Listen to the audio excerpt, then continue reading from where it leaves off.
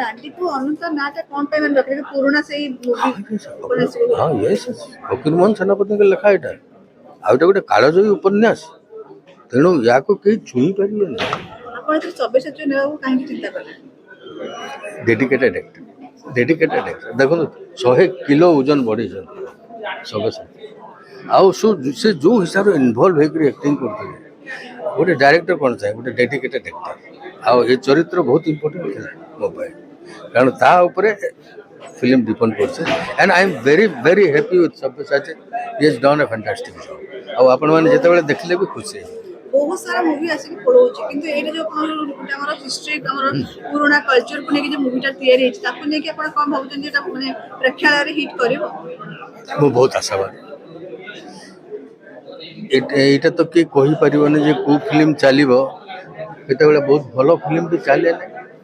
नहला फिल्म भी चले मु तो आशावादी आज पर्यंत मु जेते फिल्म करछि प्रभुଙ୍କ दयाରୁ कौन फिल्म फ्लॉप है नहीं आउ गोटे कथा जे जो रांडीपु अनंत तार एक्चुअली रियल स्टोरी ता देखि गोटे माने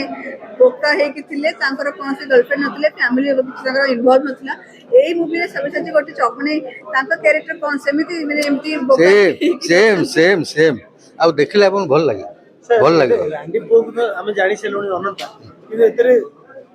माने धीरे धीरे धीरे धीरे धीरे धीरे धीरे धीरे सब प्रकाश माँ एकदम नया चरित्र गोटे नहीं बहुत भल कर